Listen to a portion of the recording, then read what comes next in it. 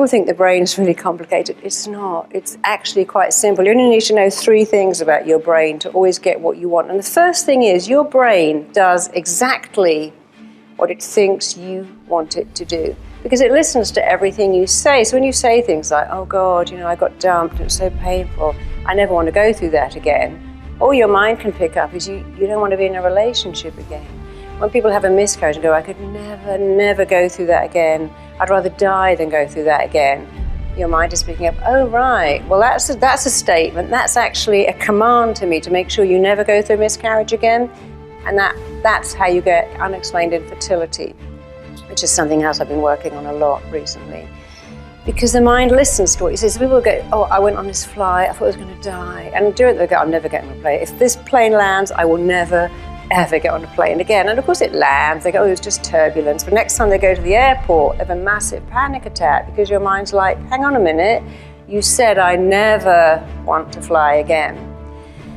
And so if you haven't got what you want, it's because you're giving your mind very confusing messages. Your mind's number 1 job is to listen to what you say and to act on it. Its second job is to move you towards pleasure and away from pain. And it will always, always, always do more to avoid pain. So let's imagine you've gone for an interview, you've done a public speech thing like me, and you've stood up, you've gone, and you think, oh my God, I'm never doing this again. And you'd have a terrible presentation. And one of my clients who worked for Sony was saying that she had to stand up and just say to Sony, this is a new band from Camden. And she stood up and went, this is a new band from, and they're called, she said, I couldn't do it. It's the simplest thing. And my boss had to take over. And I was explaining to her that when you do that and go, oh my God, I don't want to do it. I don't want to do this again. Your mind is now going to make sure you don't do it again. So the next time you go to speak, it will give you a panic attack. It will make you ill. And if you say to yourself, oh my God, I'd love a week off in bed, or I'm dreading next Wednesday, your mind is so in tune with you. Your week off in bed, you wake up with the flu and your mind's like, there you go. How cool am I? There's your week in bed. You don't want to go to that speech? I've woken you up with diarrhea, so now you can't go. That's what the mind does. When I was giving my first ever presentation about my first ever book, I woke up with the most excruciating migraine I've ever had one before. I thought, wow, I must have been saying to myself, so I don't want to do this because I've got this migraine. And I actually went and did it, and I didn't have the migraine until I stepped back off the stage again. And I realized that I was communicating very badly with myself. So you must never say nervous, say excited, because your mind listens. So those 3 things are, your mind does what it really thinks you want to do. If you're very, very specific and say, I want this and this, I want to be a great speaker, I want to deliver things, I want to be fantastic at sales, I want to be able to look people in the eye and sell them things and come across as really authentic, your mind will understand. And if you make those pictures really good and pleasant, you'll move towards them. No baby on the world is born loaded with self-esteem. No baby, when they're being pushed down the street in their stroller, goes, oh, don't look at me, I'm having a bad hair day, or I've just been sick on my little romper suit, or I've got really fat legs. Baby's first experience on the planet is being looked at. When you're born, the doctor, the nurse, the midwife look at you. Family come to visit you. You get your picture taken, people show you off, and babies don't avert their eyes when you take their picture. When I used to push my little girl down the street, people would look in her pram and go, oh my God, she's so gorgeous. She never looked away, she kicked her little legs, she gave a big gummy smile, because she knew that she was gorgeous too. And if you ever doubt that children like attention, go to a park, go to a swimming pool, and you hear every child going, Mummy, Mummy, look at me on the swing, Daddy, watch me on the slide, Mummy, Mummy, watch me jump in the water, watch me swim, watch me jump, because children have this belief that I'm worthy of attention, and I like it, and I can ask for it, and I'll get it. And then you have to ask, well, where does that go? Well, it goes very fast. You know, if I said to my little girl at 2, sing me, Mummy, a song, she would sing. If I said to her at 14, sing me a song, she'd roll her eyes and go, oh my God, you're so embarrassing, and walk out of the room. Because at a very early age, we acquire a fear of being judged. It's what is called performance anxiety. What if I sing and someone laughs at me? What if I read in class and I get it wrong? What if I stand up to speak and I don't know what to say? And performance anxiety can be so intense that it makes us stop performing. But people who perform really well like themselves. They go, well, I'll see what happens, and I'll sing, I'll dance, I'll act. I mean, some people can't even dance at a party in case everyone's looking at them and judging them badly. Some of my clients won't even go to yoga in case they can't hold the poses like everyone else. And believe me, we're all so busy worrying about others. We don't have time to look at you and comment on your yoga position or how you're dancing at a party. And we kind of like people who don't care, who just let go and have a good time. So the thing you need to have phenomenal confidence really are two things. Stop judging yourself and be nice to yourself. The very successful people, if they have to fire someone, if they have to make a very uncomfortable phone call, they will do it first. And what's interesting is that they naturally do that. They would say things like, well, you know, I've got to end a partnership with my best friend, or I've got to fire someone I really care about.